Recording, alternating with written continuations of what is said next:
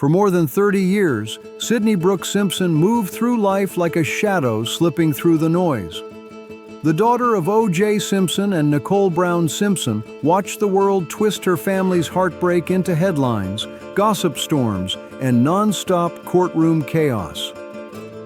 While the public locked in on the so-called trial of the century, Sydney carried a memory no verdict could ever wash away.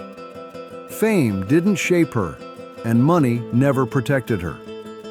Everything changed because of one night back in 1994, a night that stamped itself into her life forever. On June 12th, police were called to 875 South Bundy Drive in Brentwood. Outside, Nicole Brown Simpson and her friend Ronald Goldman were found lifeless. Upstairs, in a quiet room, two children were asleep. One was 8-year-old Sydney. To the world, it instantly became a crime scene. To her, it became the moment her life split clean in half, before and after. The investigation exploded into the most watched legal storm modern America had ever seen. Cameras stacked the streets, reporters chased any whisper, and her father, once seen as a national sports icon, James Simpson, became the center of the biggest legal firestorm in history. And when that white Ford Bronco tore down the freeway on live TV, little Sydney was tucked away with family, too young to grasp it all but old enough to feel the fear hanging in the air like smoke. What nobody asked, or maybe never cared to know, was what the children heard that night. Years later, in a private 2024 statement, Sydney described a wave of terror she could never forget.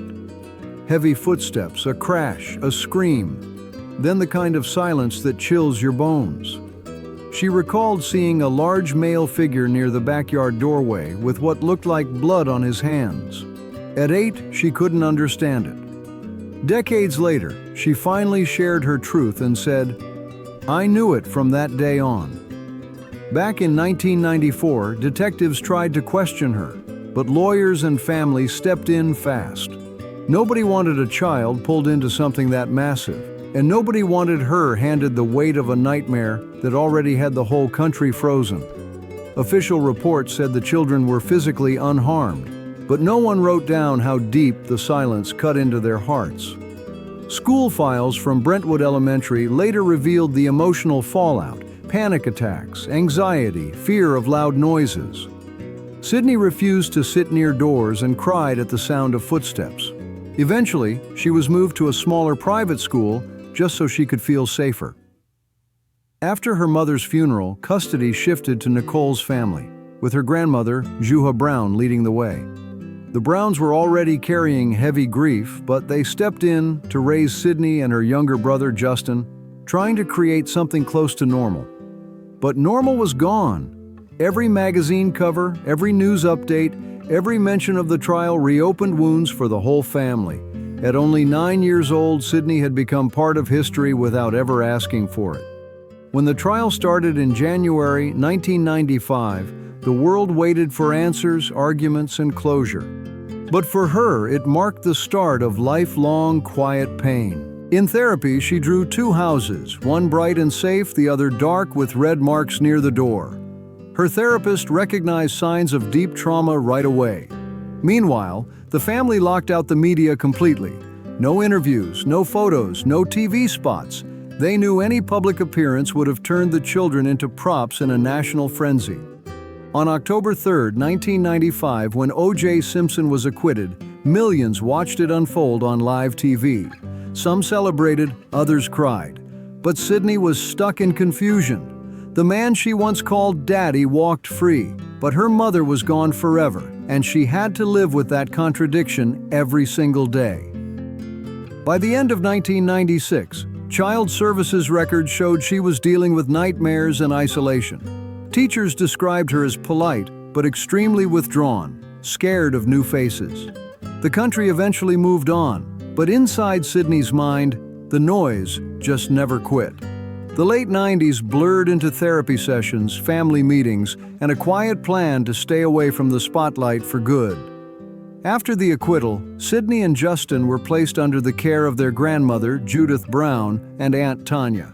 The Browns protected them fiercely, keeping them away from cameras, interviews, and anything linked to the Rockingham mansion that once felt like home. But even with all that distance, her memories stuck to her like glue. Sydney barely spoke, even with the people closest to her. A 1996 social worker noted she avoided talking about either parent.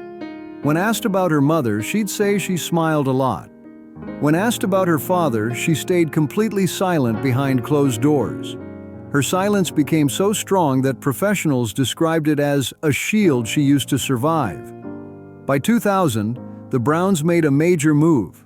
They took Sydney and Justin to Florida to give them a fresh start. No cameras, no debates, no headlines waiting to drag them back into the past. In Florida, Sydney tried to blend in as just another student. She attended Gulliver Preparatory High School from 2000 to 2003. Teachers described her as smart but emotionally guarded, always avoiding personal conversations and steering clear of attention connected to her last name. School administrators were even asked to keep her identity private at events. When it came to the yearbook, she asked for her photo to be removed.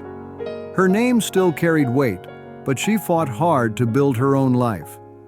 In 2004, she enrolled at Boston University, majoring in sociology with a focus on criminology and deviant behavior, subjects tied to questions that had followed her since childhood. Her thesis dug into how children are affected by family tragedies, but she never once mentioned her own story. Professors said she had impressive research skills, deep empathy, and a calm, quiet strength. She was basically studying her own life without telling a soul. College gave her a few moments of freedom.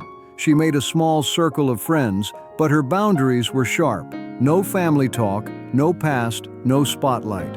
She didn't join groups, didn't speak publicly, didn't chase attention. Privacy wasn't a preference, it was protection. After finishing college in 2008, she took a job at a nonprofit in Atlanta, helping kids affected by domestic violence. For 14 months, she worked quietly as a case coordinator, supporting children whose struggles mirrored things she once felt but never shared. Supervisors described her as committed, caring, and reserved. During those years, she started writing private notes about memories she had locked away for decades. Some of them later appeared in legal filings, showing how hard it was to balance the loving image she had been taught with the fear she remembered. One note said, "I was taught to love him, but I remember being afraid of his voice." By 2010, Sydney had become a woman who wanted nothing but peace and invisibility. She turned down interviews, avoided documentaries, and changed addresses more than once just to keep her life protected. In a world where everybody overshares online, Sydney Brooke Simpson built her own fortress of silence, brick by brick. No social media, no flashy photos, nothing for curious eyes to grab onto. By the early 2000s, she had finally shaped the peaceful life she had chased for so long. Living low-key in St. Petersburg, Florida, she stayed miles away from Los Angeles, miles away from headlines, and miles away from anything that tried to drag her back into the past.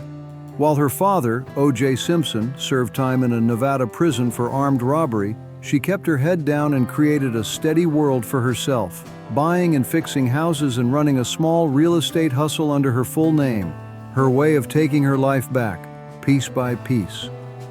In 2012, she started dating Stuart Alexander Lee, a British national who later described her as kind but distant, like someone always fighting old memories that wouldn't let go.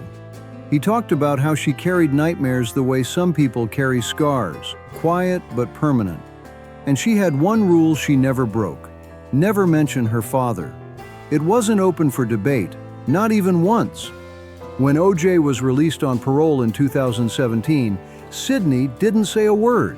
No hearings, no press, no visits, no public reactions, just silence that spoke louder than any interview ever could. Then, in 2019, she finally agreed to see him one last time. The meeting was brief, heavy, and filled with things neither of them dared say out loud. He handed her a copy of If I Did It and told her, "You should read this. You'll understand me better."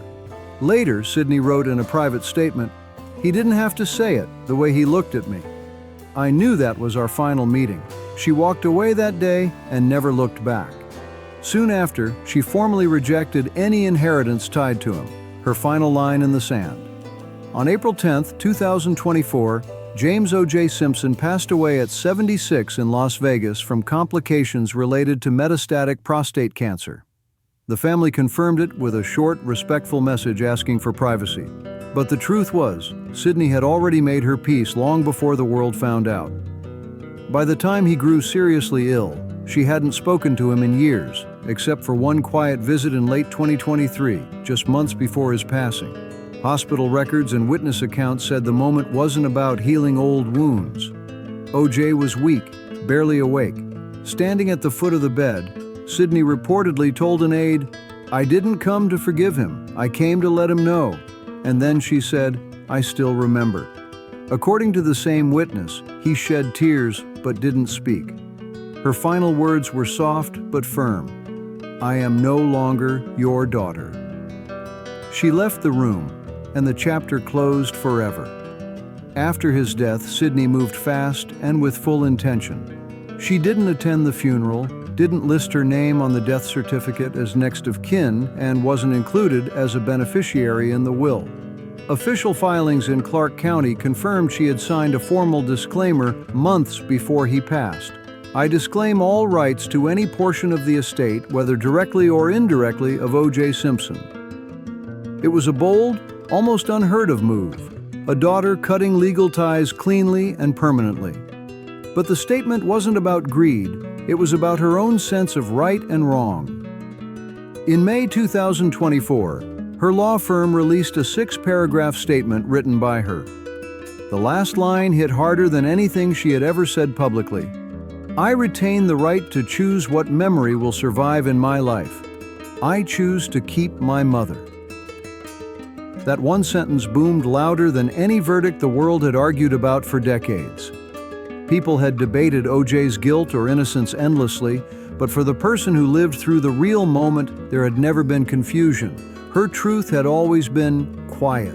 Now it had a voice. And she didn't speak to cameras. She didn't go chasing headlines. Her message came through in legal documents, declined inheritance, and her complete absence from the public conversation. Every action turned into its own statement, one that couldn't be twisted or sensationalized. She didn't have to spell anything out. Her choices did the talking. Reporters tried to reach her after O.J.'s passing, but nobody succeeded. Her representatives delivered only one response: "Ms. Simpson will not participate in any public discussions related to Mr. Simpson's passing." And that was that. Behind the scenes, internal estate documents from May 2024 confirmed she had rejected every asset tied to her father, even older trust accounts and joint investments from the early 2000s. Her move was absolute. In a private addendum, she wrote, "I cannot accept anything that has my mother's blood on it." Whether legally connected or not, she said accepting those assets felt morally wrong to her. For 30 years, Sydney had been the quiet child caught in one of the loudest tragedies the world had ever watched. Now she wasn't hiding. She was reclaiming her own story. Her decisions turned all that silence into strength. For the first time since 1994, she wasn't carrying the past like a weight. She was stepping out from under it. After her father's death, Sydney didn't disappear. She kept building the life she had already started long before the world paid attention. By 2020, she had become the majority owner and CEO of JMI, a real estate company in St. Petersburg, Florida. Every property, every document, every signature held her full legal name. No initials, no fake names, no shadows from her past. It was her way of finally standing in her own identity. By 2021, financial reports showed her company had grown past $3 million in net worth, running clean with no debt. She handled everything through lawyers and independent accountants to keep her world stable, private, and under control. 3 things she didn't always get as a kid.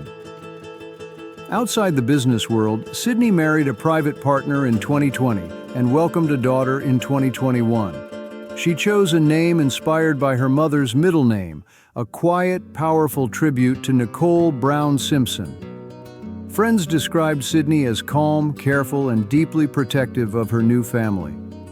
She stayed involved in quiet philanthropy, supporting programs for orphans and for people dealing with domestic violence, causes close to her heart but never publicized. No interviews, no social media, no public spotlight, just documents confirming the life she had built on her own terms. Her journey showed that even after the loudest storms, someone can still find peace in quiet spaces, choosing healing over chaos and choosing their future over the past.